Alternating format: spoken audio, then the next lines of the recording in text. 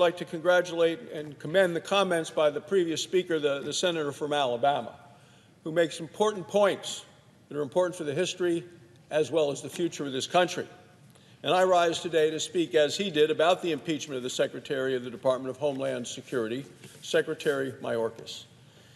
And I bring with me today to the floor the Federalist Papers written by Alexander Hamilton, James Madison, and John Jay, and refer to Federalist 65.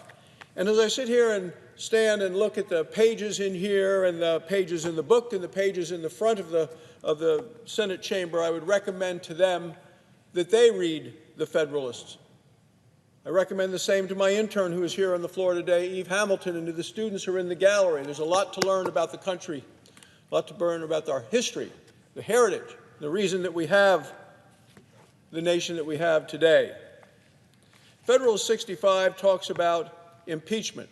This is about the abuse and violation of public trust.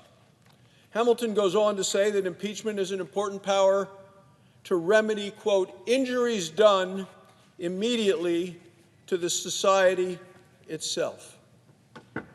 This is the case we are here to talk about today, and why I bring the book along. Because the charges against Secretary Mayorkas are serious, they're substantive, the facts in support of them are compelling. They deserve careful consideration by this body. Secretary Mayorkas must be held accountable. His duty as Secretary is to protect the homeland. It's not what's happened. Instead, he refuses to secure the border. The House charges that Secretary Mayorkas has willfully and systematically refused, they say, to enforce border security laws. Secretary Mayorkas wants to open our borders so the entire world, from Beijing to Belize, can come in. He has turned a secure border into a welcome center. Remember, Madam President, in September of 2021, the Secretary issued a shocking priorities memorandum. Our country has been shaken as a result of that memorandum and has not been forgotten. The memo severely limited who ICE was allowed to arrest. That's Immigration Customs Enforcement. He also revived the catch and release program and has abused parole laws.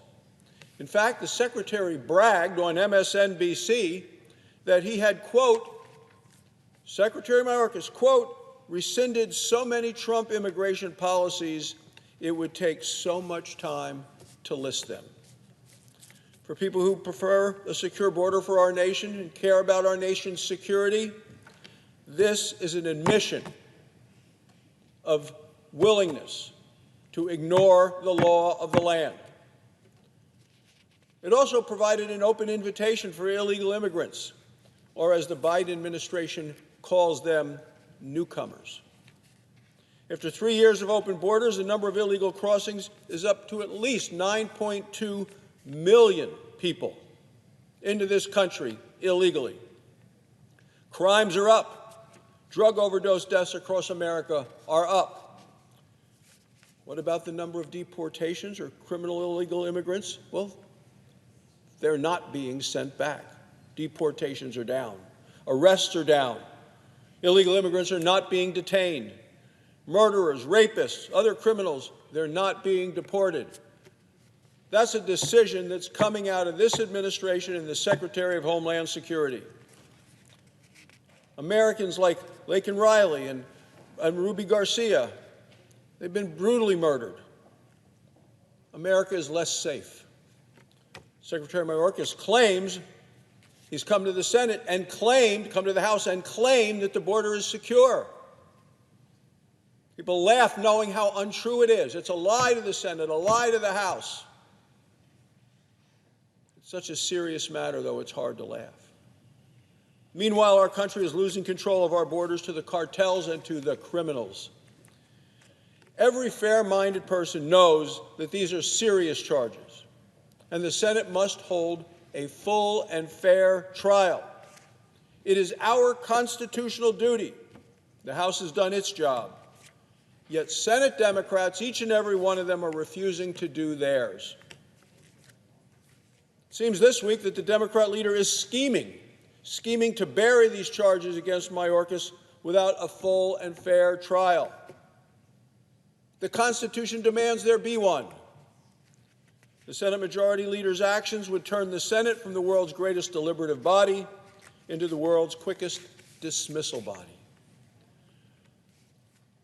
Senate Majority Leader, who's not here on the floor today, seems to be afraid of allowing the case against the lawless actions of the Secretary of Homeland Security to even be presented to the American people.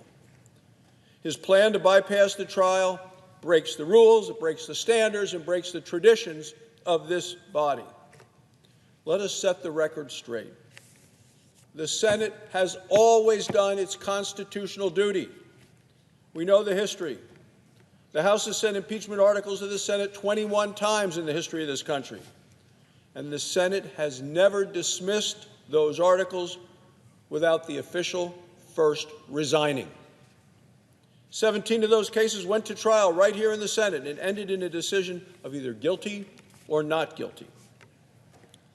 3 of the cases were dismissed during the trial. The reason why is that the official resigned or they were expelled before a verdict was reached. 1 of them never went to trial because the official resigned before the trial began. The Democrat leader doesn't seem to care about any of this, not at all. He wants to ignore the charges against Mayorkas without a trial at all. This would be disastrous, Madam President, for the Senate and for our nation. So within the next week, the Senate Democrats must make a choice. Will they provide the transparency that the American people demand, the accountability that American citizens deserve, or will the Democrats, each and every one of them, vote to bury these serious charges before the Senate is allowed to hear a single piece of evidence? Senate Democrats have now established a history of coddling criminals, people who have come to this country illegally. All 100 senators have a solemn responsibility to work to keep our nation safe and secure.